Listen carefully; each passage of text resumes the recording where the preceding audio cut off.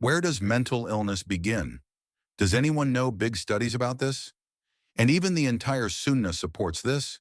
But those of you who study the biography of the Prophet, SAW, will see through his actions, just by working it out, where does the likelihood of mental illness or trauma start in a person?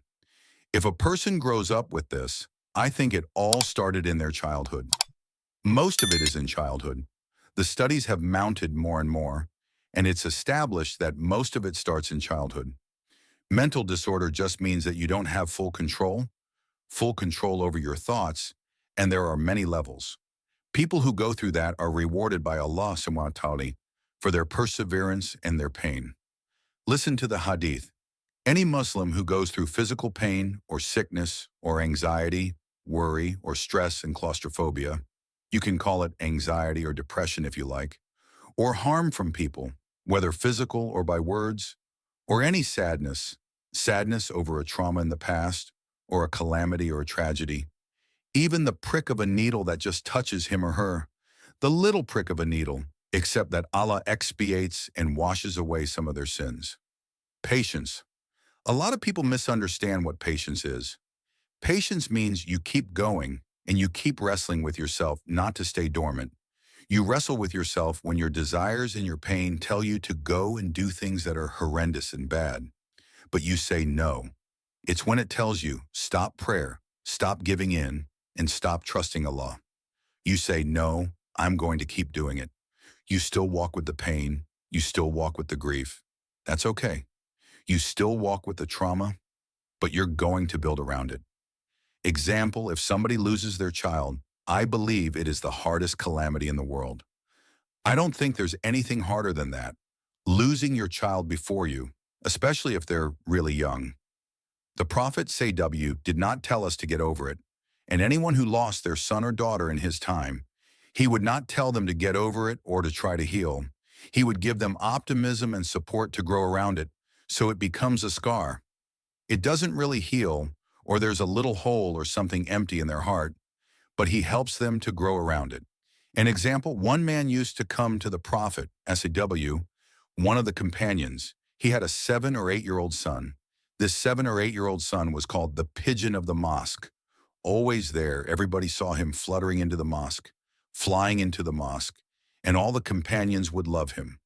While the Prophet, SAW, was speaking one day, the man didn't arrive, and the Prophet, SAW, said, "Where is that man?" The companion comes and says, "Didn't you hear? His son passed away." The Prophet, SAW, ran to his house, put his hand on his shoulder and said, "Which one would you prefer? That your son lives on and you get to see him and enjoy him growing up until you and he die? Or that now there isn't a door of paradise that you reach except that you find your son waiting for you at that door, any door, and he's looking for his dad, looking for his mom? Which door will they go from, hopping from one to the other? The angels help him, and he doesn't want to enter paradise without him. And because of him, you enter." He said, "Allah, the latter. I'd rather that one." The Prophet SAW said, "It is yours." He didn't tell him, "Heal yourself and get over it." He says, "Look forward to something greater. Have hope." In the Quran and in the Hadith, there's something called ilal, epileptic fits. It used to happen at the time of the Prophet SAW, and one lady had this mental illness through which she used to go through epileptic fits. So she came to the Prophet, Sallallahu and said, "Oh Allah, I go through epileptic fits. Can you ask Allah to heal me?" He said, "I can ask Allah to heal you, or if you are patient and persevering, stay with that illness and be patient with it, and your rank in paradise will be even higher." So she chose to stay with it. You might be thinking, why?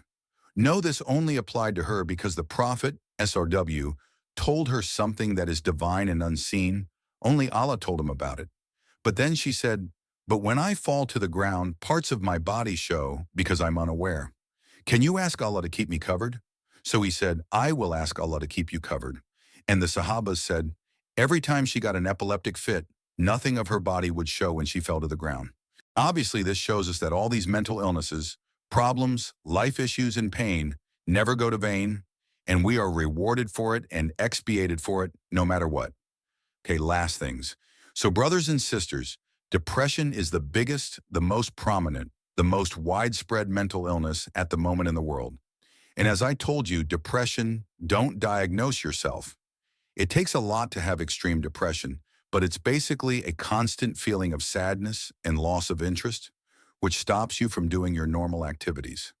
The causes are unknown, but usually it's the result of you remember something in your past that you failed in, your failed experiences, letdowns by others, put-downs, bullying, failures, failed expectations, attempts, dreams not coming true, stressful life events such as divorce, illness, bereavement, loss of a job, loss of money, etc.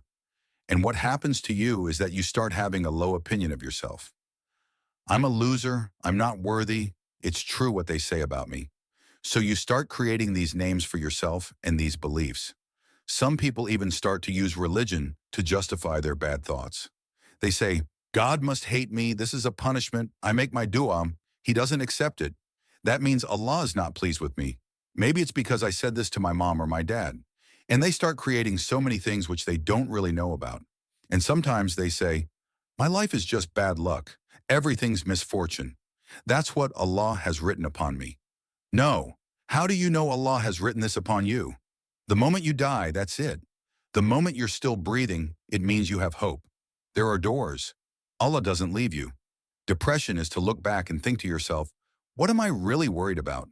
Why have I believed it? It's because people told me, no, I'm not going to believe it. And try to do something that you're good at and do it well. If you can achieve it, then you'll start to break away those false beliefs that you had about yourself. Finally, and very importantly, brothers and sisters, yes, anybody who is struggling with mental issues that have gone on for a while, I urge you with all the advice that I have to truly ask and seek support and professional help.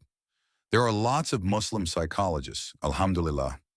If you don't trust the others, just ask around, go to the masjid and ask. If you don't know, ask family, look them up, call, go and get professional help. They can help you, inshallah, or assist you along with your iman and your religious practice.